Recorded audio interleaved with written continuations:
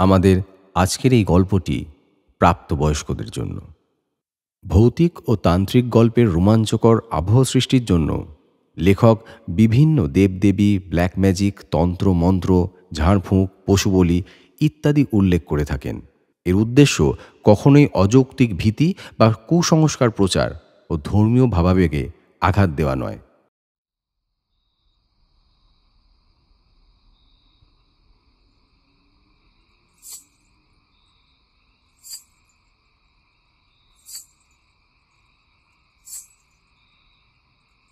रंग दे सवरिया, रंग दे सवरिया, अपने ही रंग में छुपा ले मुझको तू, हाय छुपा ले मुझको तू, किसी की नजर ना लागे, ना लागे तेरे শুনছো? কয় গো, এই ওঠো না। কি হলো? এত রাতে ডাকছো কেন? আরে শুনতে পাচ্ছ না? কি আবার শুনবো? ঘুঙুরের আওয়াজ।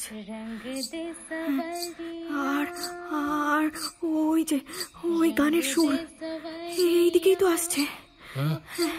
এইদিকেই আসছে। তাই তো, তাই তো। এত রাতে কে? চন্দ্রাবতী? আরে এই তো চন্দ্রাবতীর গলা। তাই তো, কিন্তু কিন্তু এটা কি করে সম্ভব? ফিরে এসেছে চন্দ্রাবতী, ফিরে এসেছে। না না না, চন্দ্রাবতী ফিরে আসবে কি করে? সে তো ওদিকের বারান্দা দিয়ে। ওটা কে?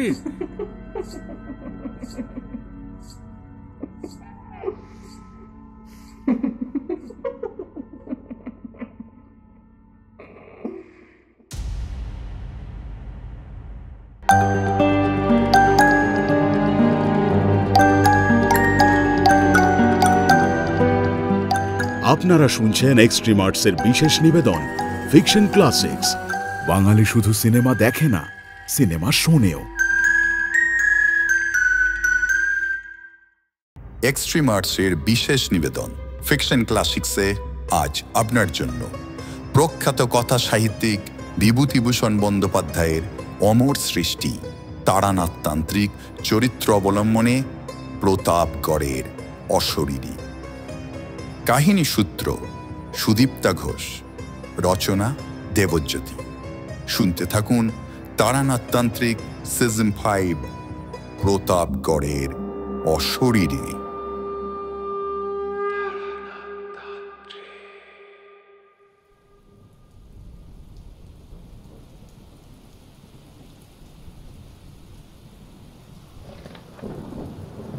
এই বাংলার জমিদার পরিবারগুলির ইতিহাস ঘাটলেই দেখবে হাজার নোংরামি, হাজার অত্যাচার আর পাপে ভরে আছে, যেগুলো শুনলে শুধুই ঘেন্না হয়।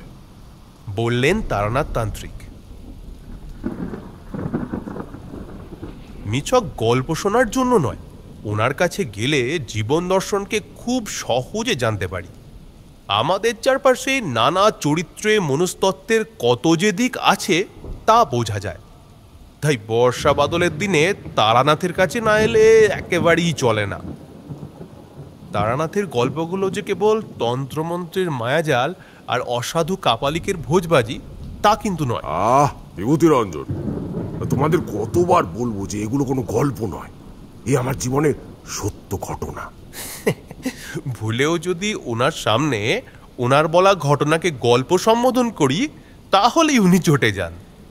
পাসিংসোর প্যাকেটটা এগিয়ে দিয়ে বললাম, নিন এটা ধরিয়ে এবার যা কি একটা গল্প একটা ঘটনা ধরুন দেখি।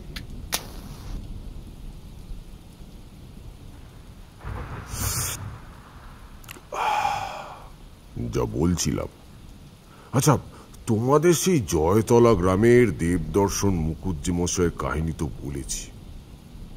সে এক দেবতুল্য জমিদার ছিলেন।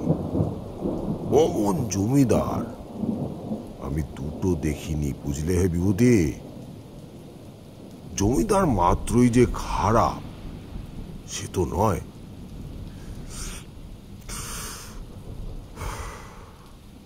আজ তোমাদের প্রতাপগড়ের ঘটনাটা বলবো।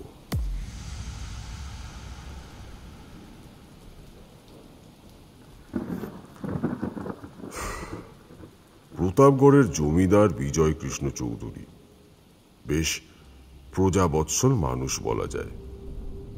উনি ওনার প্রজাদের নিজের সন্তানের মতোই দেখেন। প্রজারাও তাকে খুব শ্রদ্ধা ভক্তি করে। সবাই তাকে এখানে রাজা বাবু বলেই ডাকে। তবে জমিদার বাবুর একটাই কষ্ট যে তার কোনো সন্তান নেই। তাদের 12 বছরের বিবাহিত জীবনে কোনো দিন আর বাবা মা ডাক তারা শুনতে পেলেন না। তার স্ত্রী সুলোচনাও এই নিয়ে হাহুতাশ করে থাকেন সারাক্ষণ। তবে তাদের সেই অভাব পুষিয়ে দিয়েছিল বিজয়ের ভাই বিনয় কৃষ্ণ। সে তার দাদার থেকে বছর 17-18 ছোট। সুলোচনা বিয়ের পর ও বাড়িতে আসতেই 9 বছরের দেওর বিনয় তার ন্যাওটা হয়ে পড়ল। আর তার মা ছিল না বলেই বৌদিকে মায়ের মতন দেখত। তার বউঠান সুলোচনাও দেওরকে নিজের ছেলের থেকে কম কিছু ভাবত না। তাই বোধহয় ভগবান তাকে সন্তান দিয়ে বিনয়ের আদরে ভাগ বসাতে দেননি। যত দিন যাচ্ছে দুই ভাইয়ের স্বভাবের মধ্যে পার্থক্য ধরা পড়ছে। বিজয় কৃষ্ণ জমিদার হলেও তার আচার আচরণ একেবারেই সেরকম নয়, বরং তার হাব ভাব একেবারেই সাধারণ মানুষের মতো। প্রজাদের সাথে তার আত্মার সম্পর্ক ওই অনেকটা দেবদর্শন মুকুজ্জের মতোই। সর্বক্ষণ তিনি প্রজাদের মঙ্গল কামনায় ব্যস্ত থাকেন। অথচ ওদিকে বিনয় কৃষ্ণ দিন দিন দাদার বিপরীত হয়ে উঠছে। যেমন রকচটা তেমন দুর্বিনীত, আর জমিদারের ভাই হবার সুবাদে যেন ধরাকে সরা জ্ঞান করছে সর্বদা। বিজয় কৃষ্ণ আর সুলোচনার কানে এ সবই আসে।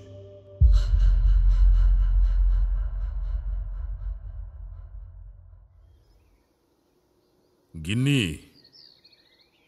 কোথায় গেলে গিন্নি? গিন্নি, এই তো, এই তোমার প্রশ্রয়ে দিন দিন বিনয়টা একটা জানোয়ারে পরিণত হচ্ছে। কেন?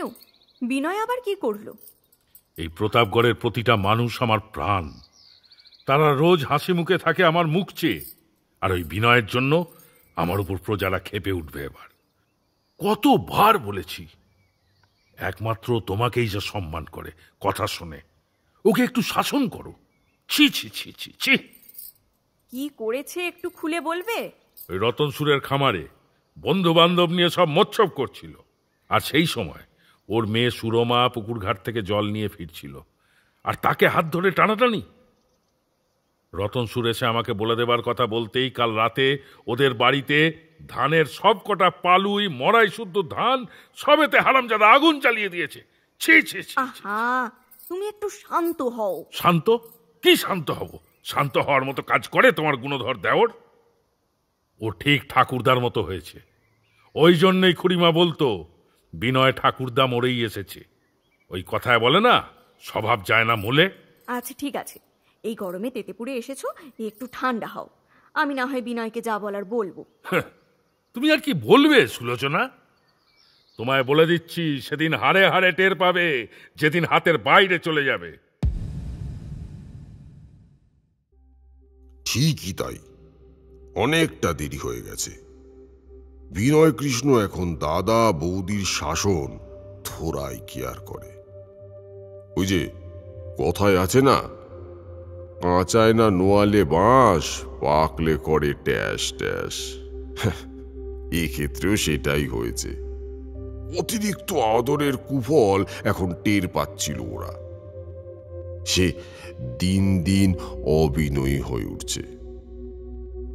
এই জমিদার বিজয় কৃষ্ণর একটা শখ খুব বেশি রকম, সেটা হলো গান বাজনার। তিনি নাচ গান খুব পছন্দ করতেন, বিশেষ করে গান। নামি দামি বাইজিদের তিনি তার নাচমহলে আমন্ত্রণ জানাতেন, আর তাদের খুব সম্মানের সাথে রাখতেন তার মহলে।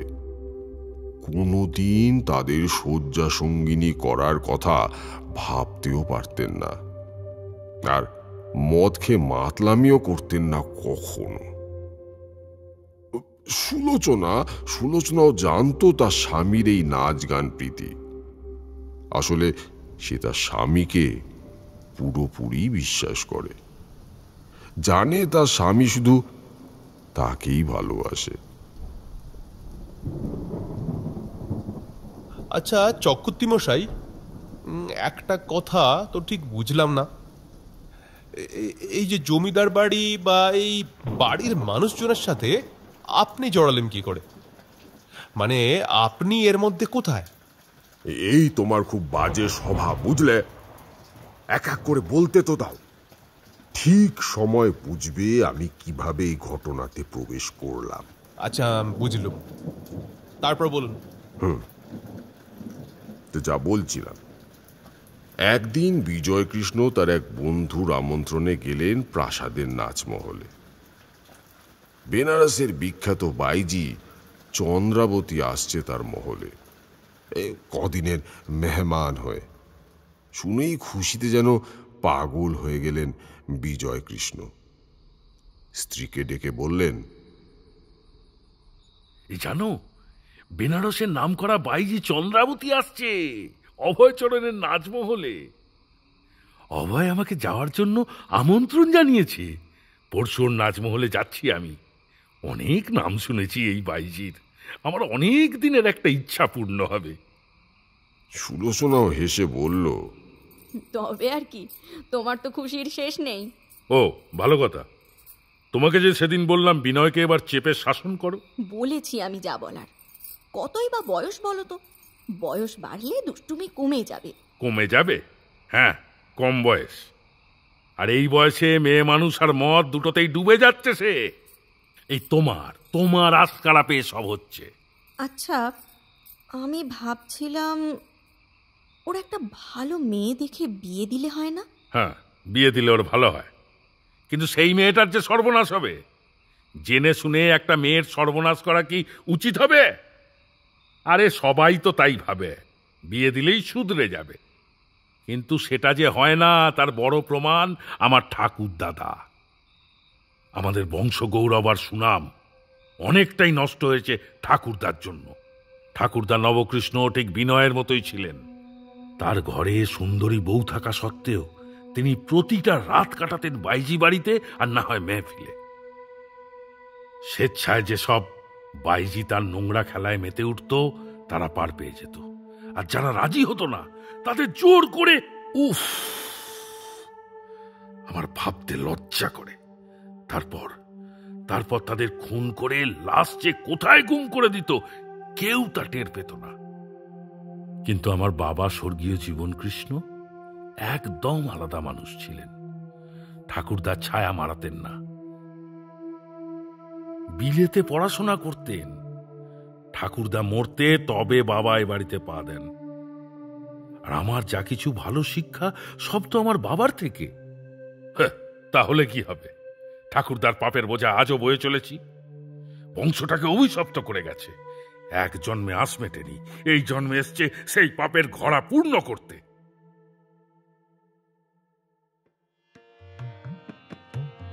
লাগে রে মোরে লগন লাগে রে, অপূর্ব অপূর্ব, অভূত চমৎকার। দারুণ দারুণ। কি বলো হে? ওহ কি গান! ও দারুণ দারুণ, क्या बात क्या बात क्या बात! কি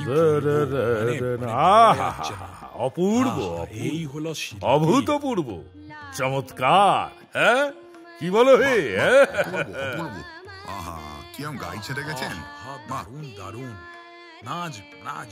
আহা, এই হলো শিল্পী, জাত শিল্পী। দেখুন দেখুন, জাত শিল্পী, অপূর্ব গাইছে। আহা, অভয়চরণের নাচমহলে যেন সেদিন সুরের ঝর্ণাধারা বইছে। বাইজি চন্দ্রাবতীর কিন্নর কণ্ঠের গান সবাইকে যেন আবেশে ভাসিয়ে নিল।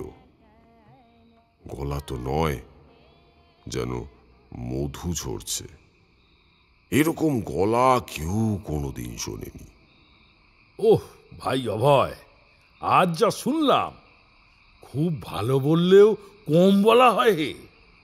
তুমি চন্দ্রাবাইকে কদিন আমার আতিথ্য গ্রহণ করতে বলো অভয়।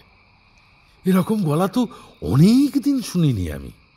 উনি যদি আমার আতিথ্য গ্রহণ করেন, আমি ধন্য।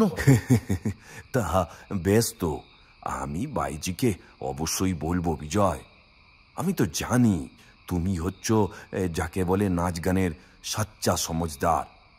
তোমার কাছে বাইজিকে পাঠাতে আমার কোনো দ্বিধা নেই। আমি আগে তার অনুমতি নিয়ে নিই, তোমায় জানিয়ে দেবো অবশ্যই। কদিন বাদেই অভয় পত্র পাঠালো লোকের হাতে। চন্দ্রাবতী বিজয়ের আতিথ্য গ্রহণ করতে রাজি হয়েছে। বিজয়কৃষ্ণ যে তার গানে খুশি হয়েছেন, এতে সে গর্বিত বোধ করছে। 3 দিন বাদেই সে প্রতাপগড়ে পৌঁছে যাবে এবং 1 সপ্তাহ থাকবে ওখানে। চন্দ্রাবতীর আগমন বার্তা পেয়ে বিজয়কৃষ্ণর নাচমহলে সাজো সাজো রব পড়ে গেল। ঝাড় পোছ করে সব সাজানো হলো। চন্দ্রাবতীর বয়স বছর 25 হবে। তার গানের গলার মতো, তার সৌন্দর্য মুগ্ধ হবার মতো। অবশ্য বিজয় কৃষ্ণের ওসবে নজর নেই। সে চন্দ্রাবতীর গান শুনেই আত্মহারা হয়ে গেছে। আসলে সে তো গান নিয়েই খুশি থাকতে চায়। অন্য কোনো দিকে তার কোনো নজরই নেই। প্রতাপগড়ের রাজবাড়ির রাজমহলে চন্দ্রাবতী পা দিতেই সে মহলে যেন আলো জ্বলে উঠল। যেমনি জমিদার মশাই উৎফুল্ল, তেমনি বাকি সকলেই। চারিদিকে রটে গেল অভয়চরণের প্রায় 4 গুণ টাকা বেশি দিয়ে দিন 15 জন্য প্রতাপগড়ে এসেছে বেনারসের বিখ্যাত কিন্নর কণ্ঠী বাই চন্দ্রাবতী।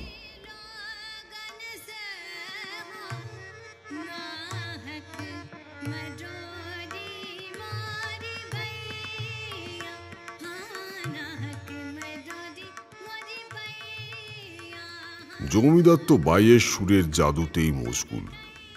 মুগ্ধ হয়ে শুনতেন তার গান, আর যথেষ্ট সাম্মানিকের সাথে স্নেহ করতেন অগাধ। কিন্তু এবার ঘটল আসল ঘটনা। চন্দ্রাবতীর দিকে একজনের নজর পড়ল। সে হচ্ছে বিনয় কৃষ্ণ।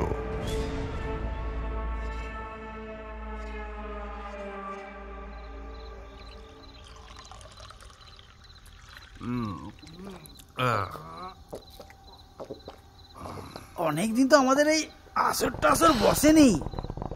মুখটা একদম মেরে গেছে, বুঝলে?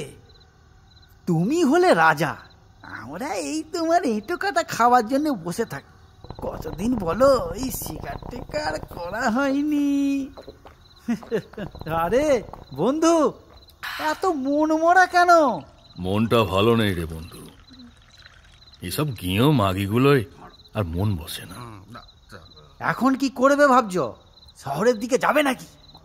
তাহলে আমরাও সঙ্গে যেতাম, কি বলো সতীশ?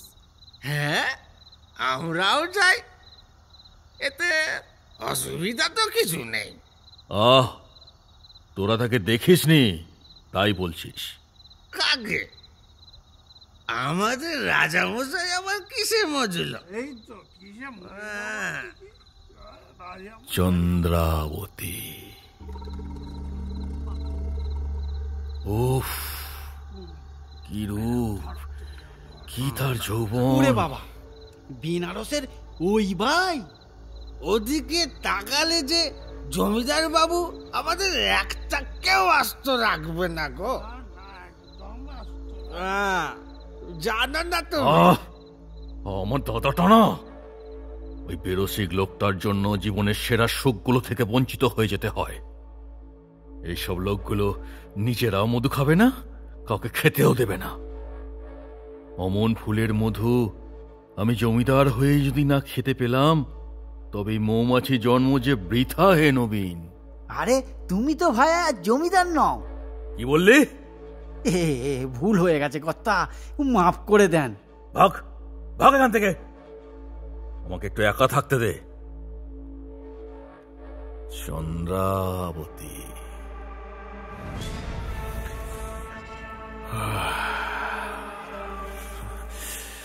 চন্দ্রাবতী, কবে যে তোমাকে পাবো সুন্দরী।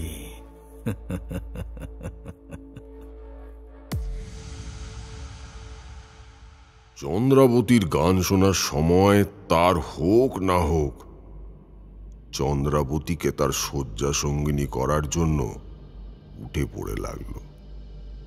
ওর অনাবিল সৌন্দর্যে সে পাগল হওয়ার জোগাড়, কিন্তু তার কাছে পৌঁছনোর উপায় তার জানা নেই। কারণ চন্দ্রাবতীর খাস দাসী উর্মিলা তাকে আগলে রাখে সর্বদা। তাছাড়া দাদা যাদের গান শোনে তারা শুধুই গাইয়ে। শরীর তাদের কাছে মন্দিরের মতো, আর গান সেই মন্দিরের দেবতা। কিন্তু অত সব নিয়মের ধার তো বিনয় কৃষ্ণ ধারে না। তার কাছে আগেই হচ্ছে শরীর। বিজয় কৃষ্ণ সারা রাত ধরে মেহফিল বসায় না। সন্ধ্যের পর শুরু হয়, রাত 12টার আগেই তা শেষ হয়ে যায়। একদিন রাতে মেহফিলের শেষে বাইজি বিশ্রাম নিচ্ছে, এমন সময় বিনয় এসে তার সাথে দেখা করতে চাইল।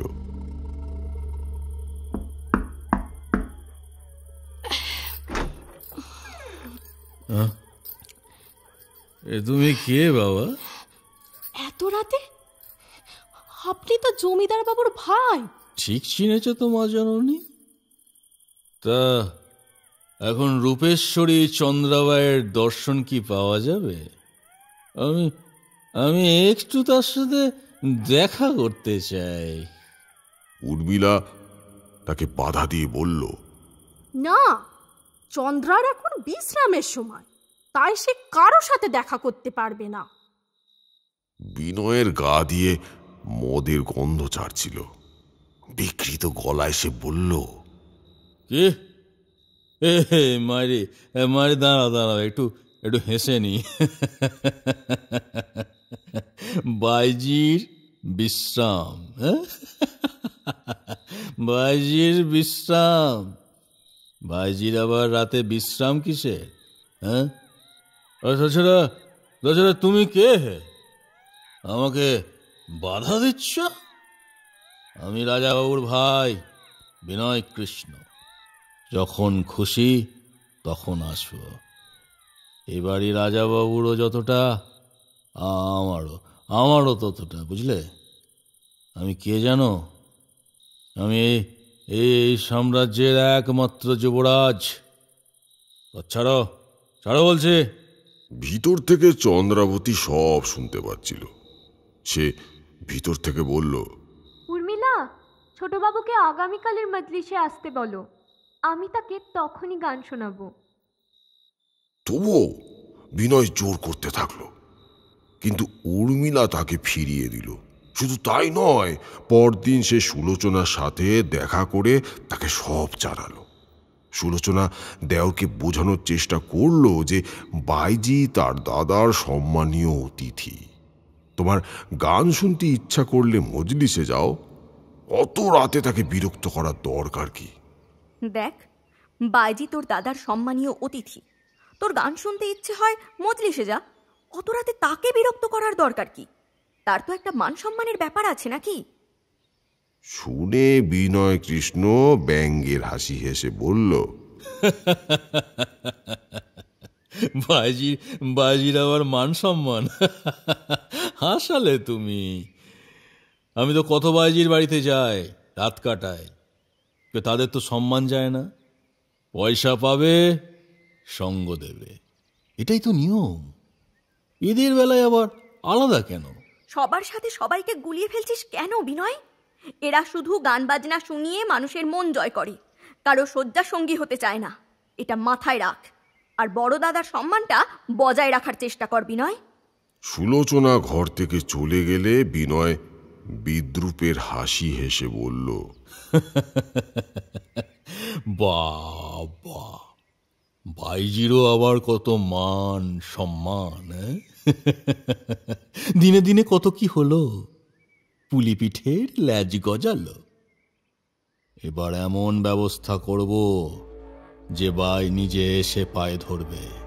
প্রতাপগড়ের হবু রাজাকে এখনো চেনে না চন্দ্রাবাই। তুমি বিজয় দেখেছ, বিনয় দেখনি।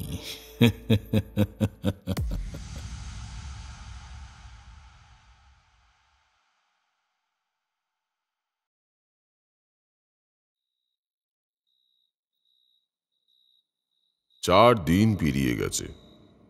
আজ মেহফিল শেষে বিজয় কৃষ্ণ চন্দ্রাকে বলল, কাল কিন্তু তোমার ছুটি চন্দ্রাবতী, কাল তোমার বিশ্রামের দিন। কাল রাতে কোনো মেহফিল বসবে না।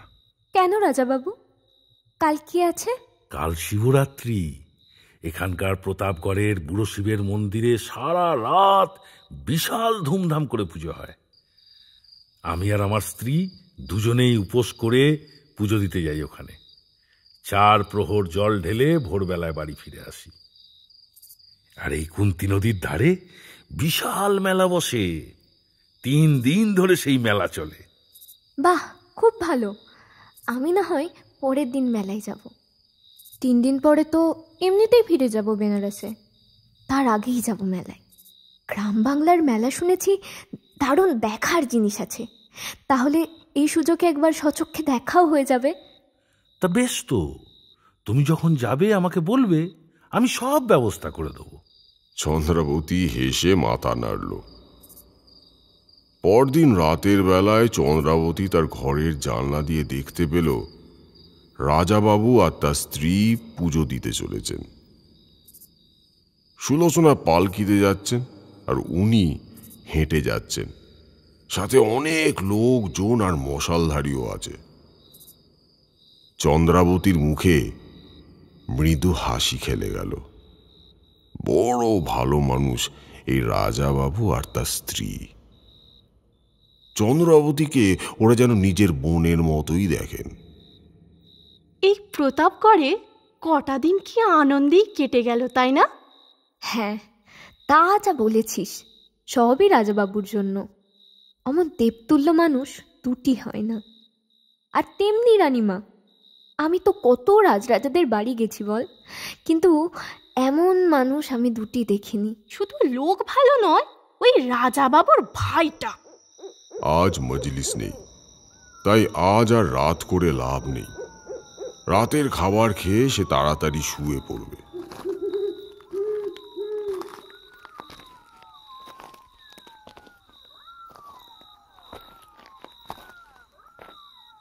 এ কি, আজ আবার এত রাতে? চন্দ্রাবতী, চন্দ্রা, তোমার জন্য রাতের ঘুম উড়ে গেছে যে সুন্দরী। আপনি কি বলতে চাইছেন? কিচ্ছু বলতে চাইনি তো, বলা বলিও সব দাদার কাজ। ছাড়ুন, আমি তো শুধু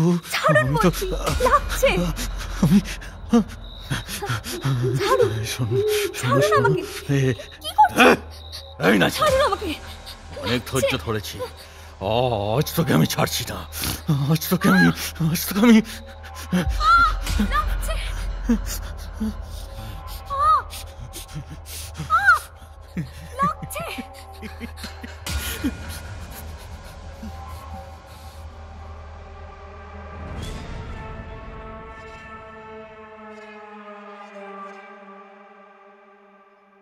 পরদিন সকালে বিজয়কৃষ্ণ বাড়ি ফিরতেই উদ্ভ্রান্তের মতন ছুটে এলো উর্মিলা। চন্দ্রাবতীকে সে ঘুম থেকে উঠে কোথাও দেখতে পাচ্ছে না। ওরা দুজনেই অবাক হয়ে গেল শুনে। এ কেমন কথা? চারিদিকে খুঁজে দেখো, কোথাও না কোথাও ঠিক আছে। মনে হয় সকালে কোথাও ঘুরতে গেছে। না রানীমা, আমি সব জায়গায় খুঁজে দেখেছি, কোথাও নেই চন্দ্রাবতী। কাল রাতে শরীর খারাপ হয়নি তো? কাল আমরা তাড়াতাড়ি খেয়ে শুয়ে পড়লাম। রাতের খাওয়ার পর কেন জানি না খুব ঘুম পাচ্ছিল দুজনের। আমি তো পাশে লাগোয়া ঘরেই থাকি। কাল রাতে এত গভীর ঘুমে তলিয়েছিলাম যে রাতে একবারও ঘুম ভাঙেনি। সকালে উঠতেই দেখি চন্দ্রাবতীর বিছানা খালি, কোথাও নেই সে, কোথাও নেই। বিজয়কৃষ্ণ চারিদিক লোক পাঠালো চন্দ্রাবতীকে খুঁজে আনার জন্য, কিন্তু কোনো খোঁজ তার পাওয়া গেল না। নাচমহলটা রাজবাড়ি থেকে একটু দূরে। সব বাইজিদা তাদের নিজস্ব লোকজন নিয়ে সেই মহলেই থাকে।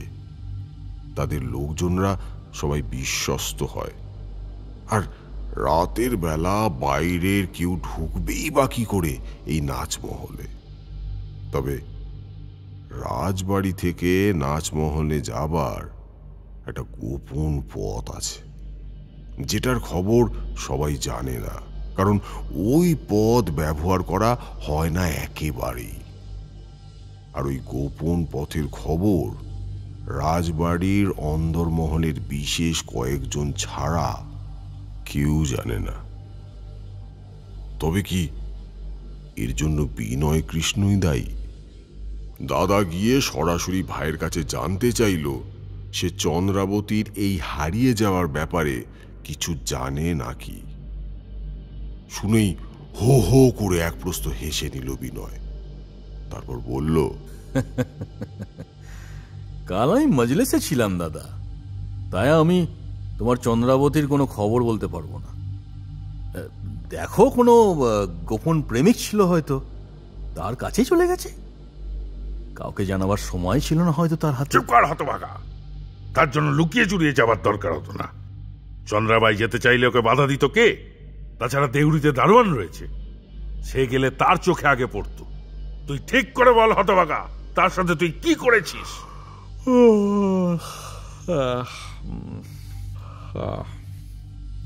আমি এসব জানি না, আমাকে বলে লাভ কি? দেখো কোথায় গেছে, দুদিন বাদে ঠিক ফিরে আসবে। অত উতলা হচ্ছ কেন তোমরা?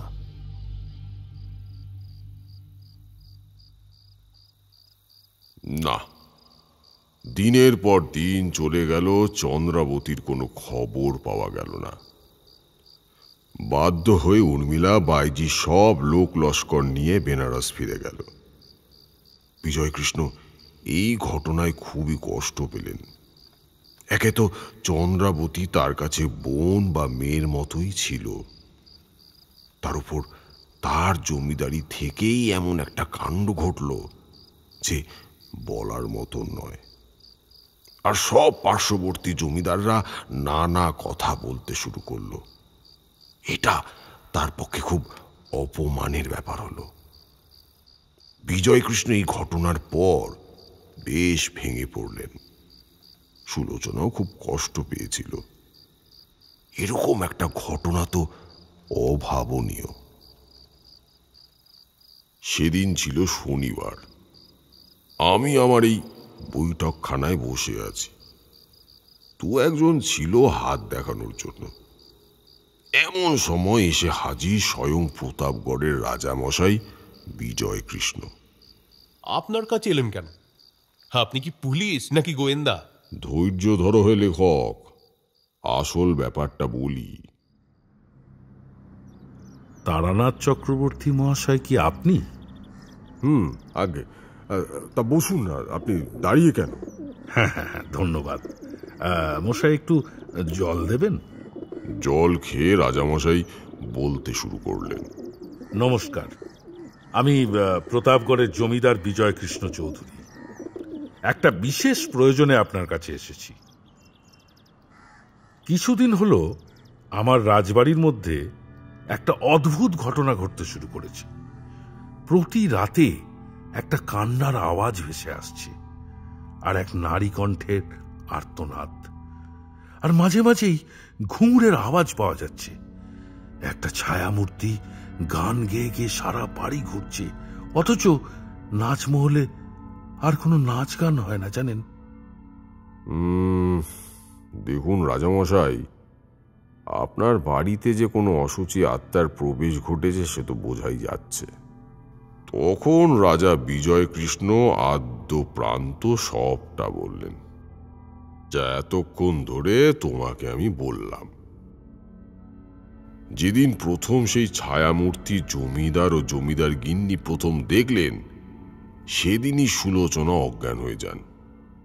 তখন বিজয়কৃষ্ণ যেন মন্ত্রমুগ্ধের মতন রাজবাড়ির ভিতরের গোপন পথ দিয়ে সেখানে পৌঁছালো, আর পৌঁছানোর সাথে সাথে সেই নাচমহল অন্ধকারে ডুবে গেল। থেমে গেল সেই ঘুঙুরের আওয়াজ। বিজয়কৃষ্ণ সামনে চন্দ্রাবতীর নাম ধরে চিৎকার করতে লাগলো, চন্দ্রা, চন্দ্রাবতী, চন্দ্রা, চন্দ্রা, চন্দ্রাবতী, চন্দ্রাবতী, কোথায় তুমি? চন্দ্রা, চন্দ্রা, চন্দ্রাবতী। তার সেই চিৎকার নাচমহলের দেওয়ালে ধাক্কা খেয়ে প্রতিধ্বনি হতে লাগলো। হতাশ বিজয়কৃষ্ণ ফিরে এলো নিজের ঘরে। জ্ঞান ফিরে স্বামীকে বাইরে থেকে আসতে দেখে অবাক হয়ে গেল সে। সুলোচনা কিছু জিজ্ঞেস করার আগেই বিজয়কৃষ্ণ তাকে সব খুলে বলল। এইসব ঘটনা তো আর ভালো লক্ষণ নয়। কিসের জন্য এসব ভৌতিক ঘটনা ঘটছে তা কে জানে। তারা তো কোনো অন্যায় করেনি চন্দ্রাবতীর সাথে, অথচ কেন এসব দেখছে ওরা বা ঘটছে ওদের সাথে তা কে জানে। চন্দ্রাবতীকে কেউ কোথাও লুকিয়ে রাখেনি তো? মনে তো হয় না। তবে কি হলো মেয়েটার? একদিন পূর্ণিমার রাত ছিল। হঠাৎই বিজয়কৃষ্ণের ঘুমটা ভেঙে গেল একটা গান শুনতে পেয়ে। মধুর কণ্ঠে কেউ যেন গাইছে, रंग दे सवरिया अपने ही रंग में, छुपा ले मुझको तू, हाय छुपा ले मुझको तू। বিছানা থেকে নেমে দৌড়ে বাইরের বারান্দার দিকে যেতেই চোখে পড়ল নাচমহলের ছাদে দুধ সাদা জ্যোৎস্নার মধ্যে একটা সাদা ধপধপে ঘাগরা পরে ঘুরে ঘুরে গান গাইছে কেউ। ও তো চন্দ্রাবতী মনে হচ্ছে। ও নিশ্চয়ই ফিরে এসেছে এখানে। বিজয়কৃষ্ণ আর কিছু না ভেবেই ছুটে গেল নাচমহলের দিকে। ততক্ষণে সুলোচনার ঘুম ভেঙে গেছে। সে কোনো রকমে আটকালো তার স্বামীকে, তাকে বোঝালো, আরে ওটা চন্দ্রাবতী নয়, তোমার চোখের ভ্রম। সেটা কি করে হবে? ওই গান তো সেদিন চন্দ্রা গাইছিল। সেই একই গান ছাদে ঘুরে ঘুরে গাইছে। ওটা চন্দ্রা ছাড়া কেউ হতে পারে না। সুলোচনা তাকে খাটে বসিয়ে শান্ত হয়ে বলল, দেখো, তোমাকে এটা মেনে নিতেই হবে যে চন্দ্রাবতী আর বেঁচে নেই। এসব তুমি কি বলছো সুলোচনা? চন্দ্রাবতী বেঁচে নেই মানে কি? ও হঠাৎ মারা যাবে কি করে? সুলোচনার কথায় বিজয়কৃষ্ণ বজ্রাহত হয়ে বসে থাকল। চন্দ্রাবতীর নিরুদ্দেশ হবার রহস্য রহস্যই থেকে গেল। শুধু রাত হলেই একটা কান্নার শব্দ আর ঘুঙুরের আওয়াজ শুনে বিনিদ্র রাত কাটাতে হয় ওদের।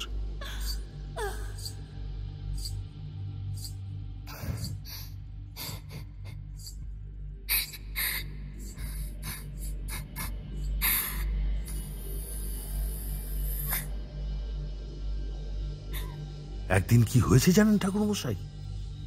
নিজের মুখে বলতে লজ্জা হয়, তবু না বললেই নয়, তাই বলছি।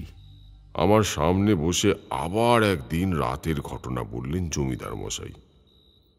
সেদিন বিনয় তাড়াতাড়ি বাড়ি ফিরে এলো। রাত 12টা বাজে। টলমল পায়ে গাড়ি থেকে নেমে এগোলো ঘরের দিকে। মেজাজটা খিঁচড়ে ছিল। মুন্নিবাইয়ের সাথে রাত কাটাবে ভেবেছিল, কিন্তু মুন্নিবাই হঠাৎই অসুস্থ হয়ে পড়লে তাকে ফিরে আসতে হলো।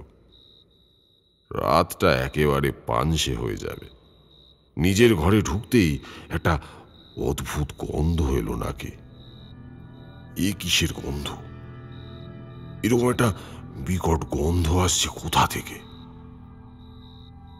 এবার ঘরের জানলার দিকে চোখ পড়তেই ঘাবড়ে গেল বিনয় কৃষ্ণ।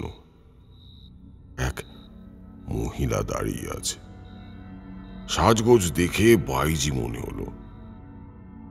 বিনয়ের মনটা খুশ হয়ে গেল। এ তো যেন মেঘনা চাইতেই জল।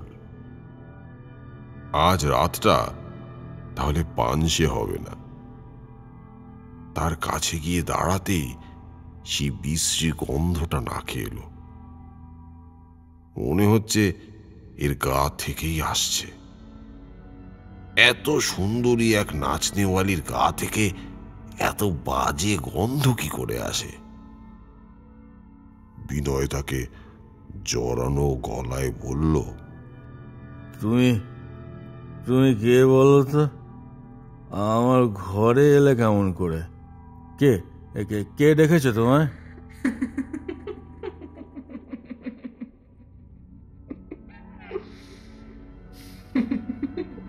সে খিলখিল করে হেসে উঠল, ঠিক যেন ঝাড়বাতির টুংটাং আওয়াজ হলো। এত সুন্দর তার হাসি। আরে আরে তোমার ঘুমটাটা সরাও মুখ থেকে, এই মুখটা দেখতে দাও। বিনয় কৃষ্ণের কথা শুনেও সে চুপচাপ দাঁড়িয়ে রইল। এবার অধৈর্য হয়ে এক টানে ঘোমটা সরিয়ে দিল সে। আর সে মুখ দেখে বিনয় আতঙ্কে অজ্ঞান হয়ে নিচে পড়ে গেল। ওটা একটা কঙ্কালের মুখ ছিল।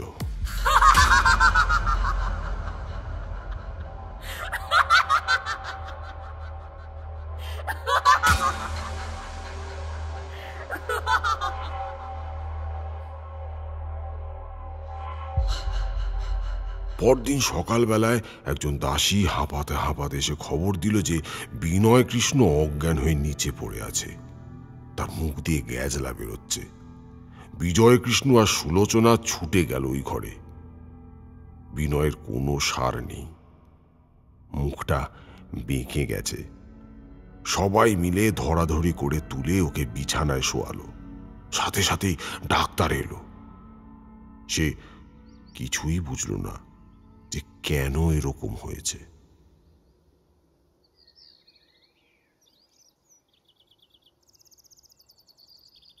ঠাকুর মশাই, নিতান্ত অসহায় হয়ে আজ আপনার কাছে এসেছি। দিনের পর দিন আমাদের বাড়িটা রোগগ্রস্ত হয়ে পড়ছে। আমার ভাই বিনয় সেদিনের পর থেকে বিছানা থেকে উঠতে পারেনি। মাঝে মাঝে কি সব বিড়বিড় করে বলে। রাত হলেই তার জ্বর আসে। আমার শরীরও একদম ভালো না। আমার স্ত্রী একা একা কতদিক আর সামলাবে বলুন? সে যেন দিশেহারা হয়ে পড়েছে। যে অশরীরীর প্রকোপ আমাদের পরিবারে পড়েছে তার একটা বিহিত আপনি করুন ঠাকুর মশাই।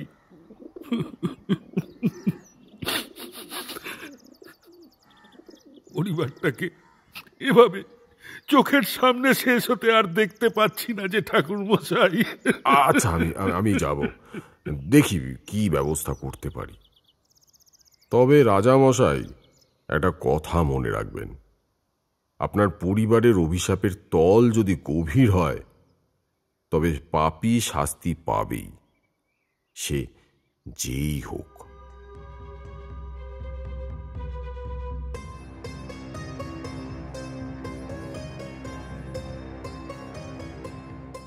রাজামশাইয়ের সঙ্গেই প্রতাপগড়ের রাজবাড়িতে গেলাম।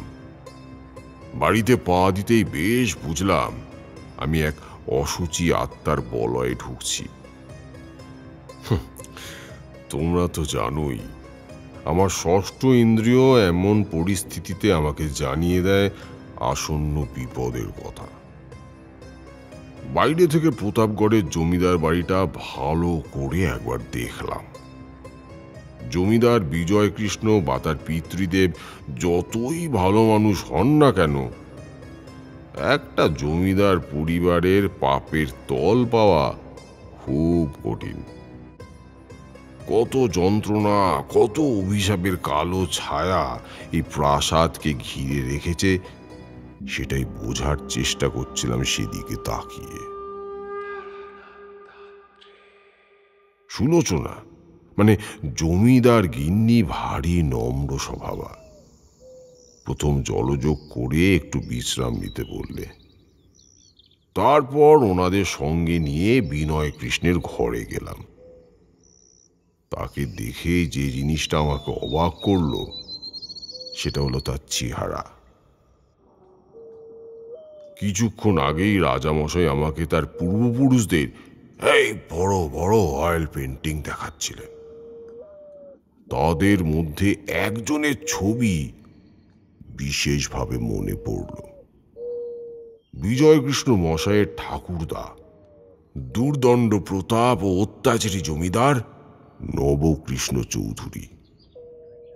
এই বিনয়ের চেহারা অবিকল সেই ছবির মতো। যে কোনো পরিবারের বংশ পরম্পরায় চেহারার একটা মিল স্বাভাবিকভাবে এসেই থাকে, তা বলে এতটা মিল। বেশ বুঝলাম সেই পাপী জমিদারি ফিরে এসেছে এই জন্মেও তার লালসা চরিতার্থ করতে। ওকে এখন সারাদিন ওষুধ খাইয়ে রাখতে হয় যাতে ঘুমিয়ে থাকে, কারণ ঘুমিয়ে না থাকলে ওই ভয়ঙ্কর পাগলামি আর সামলানো যাচ্ছে না। আমার দেওরকে আপনি বাঁচান ঠাকুর মশাই। ছোট থেকে ওই মা মরা ছেলেকে মানুষ করেছি আমি, ও ছাড়া যে আমাদের আর কেউ নেই। আমি সুলোচনা দেবীর কথায় বিশেষ পাত্তা না দিয়ে বিনয় কৃষ্ণকে নিরীক্ষণ করলাম। অমন একটা দুশ্চরিত্রকে বাঁচানোর ইচ্ছা আমার আদতেও ছিল না। ফিরে গেলাম অন্য ঘরে। আবারও জমিদার বাবু আমাকে একই অনুরোধ করলেন। ঠাকুর মশাই, আপনি আমাদের বাঁচান। আমাদের উপর কিসের অভিশাপ পড়েছে জানি না, আমার ভাইটা বড্ড কষ্ট পাচ্ছে। ওকে কষ্ট পেতে দেখে আমরা নিজেরাও অসুস্থ হয়ে পড়েছি। দেখুন রাজাবাবু, আমি আপনাকে আগেও বলেছি, এখনো বলছি, কেউ যদি অন্যায় করে থাকে তাকে ফল পেতেই হবে। এখন যা বুঝলাম, আপনার ভাইয়ের ওপর এক আত্মার ভর হয়েছে, আর সে তার কার্যসিদ্ধি করার জন্যই ভর করেছে। আজ রাতেই আমি আপনার বাই মহলে রাত কাটাবো, কারণ যা ঘটেছে তা তো ওখান থেকেই ঘটেছে। দুপুরে ওনারা আমার আহারের ব্যবস্থা করলেন, সামান্যই আয়োজন। তবে আহারের সময় জমিদার গিন্নি নিজে হাতে পরিবেশন করলেন। আতিথেয়তার ত্রুটি কিন্তু কিছু মাত্র হলো না। বিকেল থাকতে থাকতেই বাই মহলে গেলাম। অনেক দিনের বিশাল দরজা সশব্দে খোলা হলো।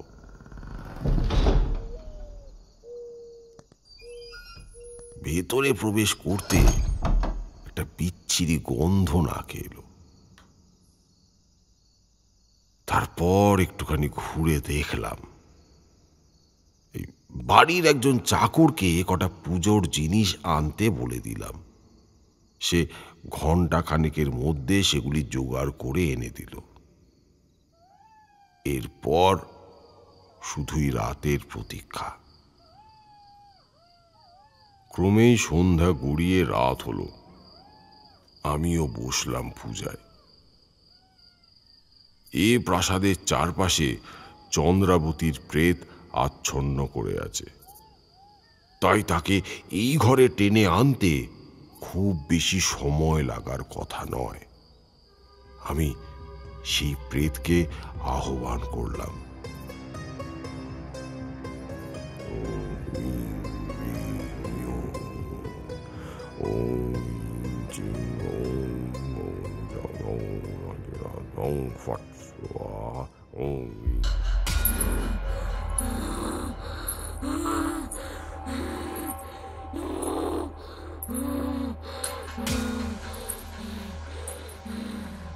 এমন সময় কানে ভেসে এলো এক নারীর কান্নার শব্দ।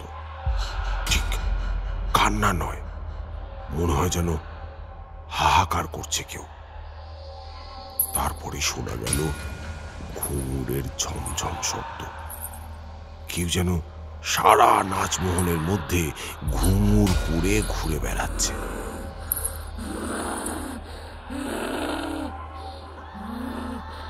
ক্রমেই একটা ছায়া মূর্তি নাচমহলে প্রবেশ করল। সেই মূর্তির মুখ দিয়ে একটা অস্বস্তিকর আক্রোশের শব্দ, যেন সে নারী আমাকেই আক্রমণে উদ্যত। তখন আমার নাকে এলো একটা পচা গলা দুর্গন্ধ। আমার গাটা গুলিয়ে উঠল।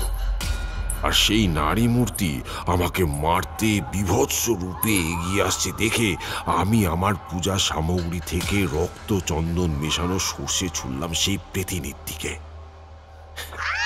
তাতেই কাজ হলো। সে আর্তনাদ করে উঠল। প্রবল আর্তনাদ করে সে মিলিয়ে গেল। আমি বুঝলাম আজ আর কাজ হবে না। চন্দ্রাবতীর মৃত্যু রহস্য সে রাতের মতো রহস্যই থেকে গেল। ভোর রাতের দিকে চন্দ্র দর্শনে বসলাম। যদি কিছু জানা যায়। কেবল একটা আবছায়া জায়গার ছবি ভেসে উঠল। একটা সিঁড়ি যেন পাতালে নেমে যাচ্ছে। একটা মৃতদেহ টেনে হিচড়ে সেই সিঁড়ি দিয়ে নিয়ে যাওয়া হচ্ছে। কে নিয়ে যাচ্ছে তাকে দেখা গেল না। সকাল হতেই জমিদার বাবু স্বয়ং এলেন আমার সাথে দেখা করতে। হাজারো কৌতূহল তার চোখে মুখে স্পষ্ট। কিছু জানতে পারলেন ঠাকুরমশাই? না, কাল রাতে আত্মরক্ষার জন্য এমন কিছু করে ফেললাম যাতে সে প্রেতাত্মা অদৃশ্য হয়ে যায়। কাল আমরাও কিছু শুনিনি জানেন, বা অস্বাভাবিক কিছু দেখিনি। বিনয়টাও রাতে ঘুমিয়েছে, এখনো ঘুমোচ্ছে, দেখে এলাম। আপনি সত্যি মহাপুরুষ। আমাদের বিপদ কেটে গেল। তবে কে বলল বিপদ কেটেছে? মানে সে প্রেতাত্মা এখনো যায়নি? না, কাল রাতের মতো সে বিদায় নিয়েছে মাত্র। সে আসবে, আজ আবার আসবে। তবে কি ঠাকুরমশাই আমাদের মুক্তি নেই? সে প্রশ্নে পরে আসছি। আগে বলুন তো রাজাবাবু, আপনার এই প্রাসাদে কোনো গুপ্ত সিঁড়ি আছে কি, বা কোনো গোপন সুড়ঙ্গ? হ্যাঁ, আপনাকে তো বলেইছি এই বাইমহলে আসারই একটা গোপন পথ আছে। না, সে পথের কথা বলিনি। সে তো আমি কাল সে পথ দিয়েই এখানে এলাম। আপনি তো নিয়ে এলেন। অন্য কোনো গোপন পথ। কেন বলুন তো ঠাকুরমশাই? সব বলবো, আগে আমার কথার জবাব দিন। বিশ্বাস করুন ঠাকুরমশাই, আপনাকে মিথ্যা বলবো না। একটা গুপ্ত কক্ষের কথা আমি ছেলেবেলায় বাবার মুখে শুনেছি, কিন্তু আজ অবধি আমি দেখিনি জানেন। সেখানে যেতে গেলে অনেক সিঁড়ি ভেঙে মাটির নিচে নামতে হয়। ছোটবেলায় আমি দুষ্টুমি করলেই মা ভয় দেখাতো আমায়, বলতো ওই গুম ঘরে আটকে রেখে দেব, আর আমি তাতে খুব ভয় পেতাম। তবে এর বেশি আমি কিছু জানি না, কারণ সে ঘরের ভয়টা এতটাই ছিল যে বড় হয়ে সে ঘরের অস্তিত্ব কখনো খুঁজে দেখিও নি আমি।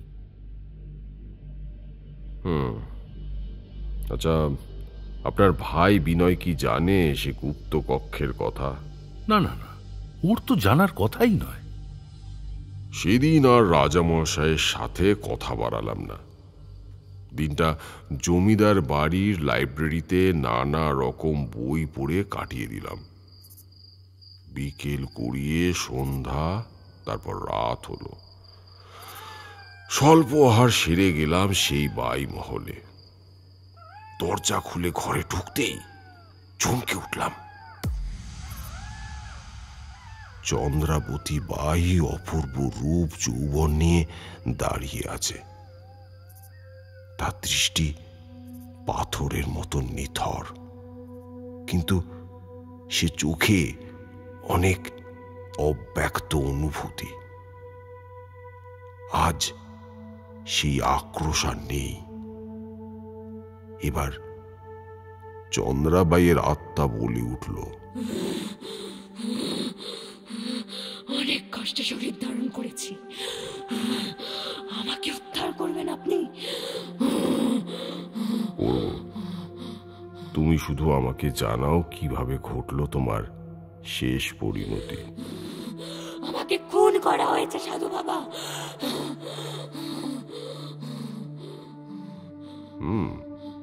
সেটা তো অনুমান করাই যায়, কিন্তু কে খুন করলো তোমায়? ওই পাপিষ্ঠ বিনয় কৃষ্ণ তো? সে কোনো কথা না বলে ইশারায় আমাকে অনুসরণ করতে বলল। আমিও তাকে অনুসরণ করে চললাম। বারান্দা পেরিয়ে বাই মহলের উল্টো দিকের প্রাসাদের ভাঙা অংশের দিকে।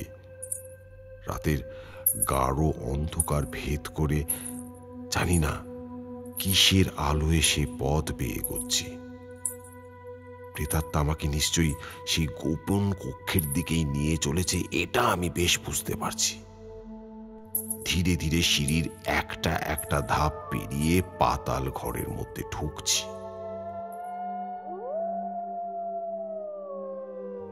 দূরে কোথাও ভয়ানক স্বরে শেয়াল ডেকে উঠল। সিঁড়িগুলো বেশ খানিকটা পেছল। ক্রমে পাতাল গহ্বরে প্রবেশ করলাম। সেই গুপ্ত কক্ষে প্রবেশ করেই নাকে এলো পচা গলা তীব্র গন্ধটা। এই কক্ষের রাস্তা জমিদার বাবু নিজে না জানলেও এ বাড়ির কেউ না কেউ জানে, আর তার প্রমাণ এখানেও ছড়ানো। এ কি? এ তো সব তন্ত্র সাধনার জিনিস। কে এখানে গোপনে তন্ত্রের ক্রিয়াকলাপ চালায়? আর একটু এগোতেই গন্ধটা তীব্রতর হলো। সেখানে টিকা দেয়। যা দেখলাম তা আমি অনুমান করিনি। চন্দ্রাবাইয়ের ফুলে যাওয়া পচা দেহটা উল্টো করে শোয়ানো, আর তার উপর কুশের আসন পাতা, আর তার উপরে বসে। এ কি? তুমি এখানে কি করছো? হ্যাঁ, আমার পিছন থেকে কথাটা এলো। যিনি বললেন তিনি জমিদার বিজয় কৃষ্ণ চৌধুরী। আমি বুঝতে পারিনি আমাকে তিনি অনুসরণ করে কখন আমার পিছু নিয়েছেন,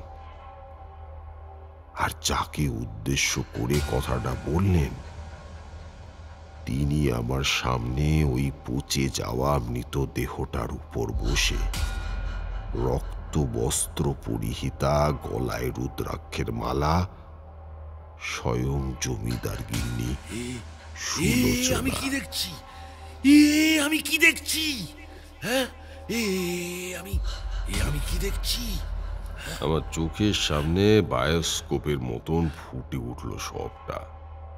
সেদিন রাতে বিনয় ঢুকেছিল চন্দ্রাবতীর ঘরে নিজের লালসা চরিতার্থ করতে।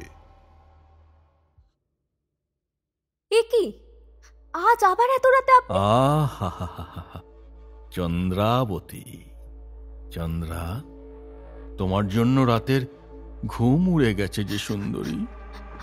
আপনি আপনি কি বলতে চাইছেন? কিচ্ছু বলতে চাইনি তো, বলা বলিও সব দাদার কাজ। ছাড়ুন, আমি তো শুধু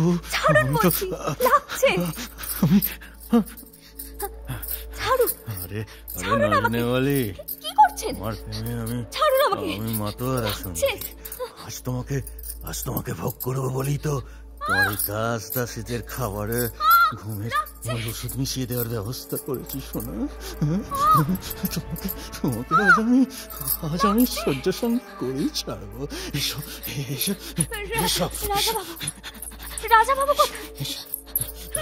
রাজাবাবু কোথায়?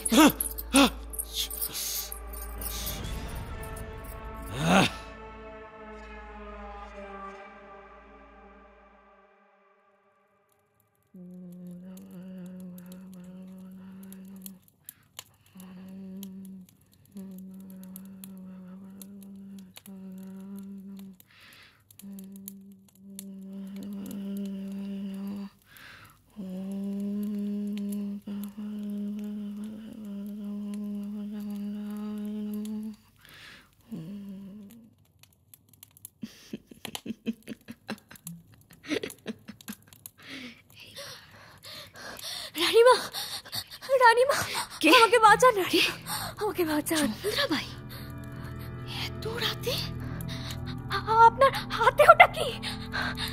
এ কি, মরার গলি কেন? সে খোঁজে তোমার কি? এত রাতে কি বলতে এসেছো সেটা বলো। রাজাবাবু, রাজাবাবু কোথায়? রাজাবাবু কোথায়? তুমি জানো না আজ শিবরাত্রি? আজ সারা রাত রাজাবাবু বুড়ো শিবের মন্দিরে পূজা আরাধনায় ব্যস্ত থাকবেন। রানীমা, আমাকে বাঁচান রানীমা। ছোটবাবু, আমাকে আমাকে দেখো, ওর হয়ে আমি তোমার কাছে ক্ষমা চাইছি। তুমি আজ রাতটা কাটিয়ে কাল সকালেই দেশে ফিরে যাবে। রাজাবাবুকে আমি যা বলার বলে দেব। না, কখনো না। আমি অনেক রাজরাজাদের বাড়িতে গেছি, রাত কাটিয়েছি, আসর মাতিয়েছি, কিন্তু আপনার দেওরের মতো নরকের কীট, নীচ আমি দুটো দেখিনি। ওর কথা আমি রাজাবাবুকে জানাবো। ভালো কথাই বললাম, তবু শুনলি না? তুই এমনিতেই আমার অনেকটা গোপনীয় রূপ দেখে ফেলেছিস, তার উপর তুই নিশ্চয়ই ফিরে গিয়ে প্রতাপগড়ের জমিদার বাড়ির খারাপ দিকটাই তুলে ধরবি। বিনয়ের কথা বাইরের দুনিয়ায় বলে বেরিয়ে প্রতাপগড়ের বদনাম করবি। তোদের দেবতুল্য রাজামশাইয়ের তিলে তিলে করা সুনাম যে এক নিমেষে ধুলোয় মিশে যাবে রে। আমি প্রতাপগড়ের রানীমা হয়ে তো সেটা হতে দিতে পারি না। তোকে তো আর বাঁচতে দেওয়াই যায় না, তোকে মরতেই হবে। আপনি এসব কি বলছেন রানীমা? এসব কি বলছেন আপনি? রাজাবাবু কোথায়? আমি রাজাবাবুর কাছে যাব। যেতে পারলে তবে তো যাবি। এই নে। পড়ে থাকা গুটি ছুঁড়ে মারলেন চন্দ্রাবতীর গলা লক্ষ্য করে, আর তা আমূল বিঁধে গেল। ফুলের মতন সুন্দর তরতাজা প্রাণটা এক নিমেষে ছটফট করতে করতে শেষ হয়ে গেল।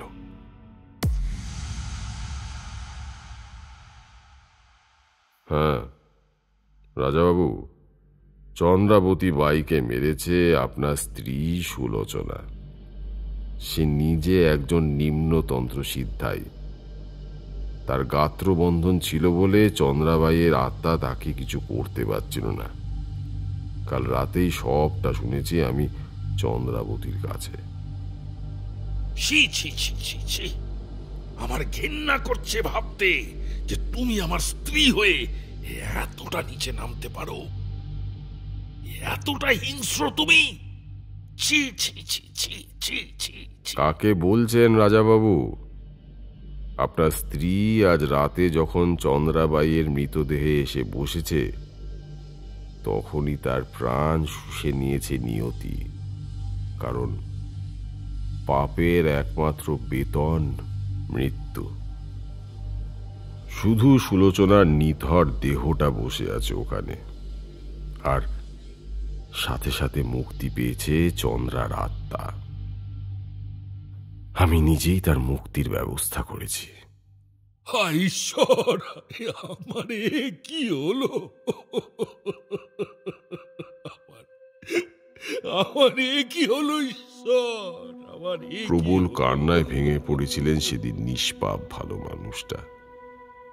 চারিদিকের মানুষগুলোর পাপে একজন অমায়িক মানুষেরও জীবন বরবাদ হয়ে যায়।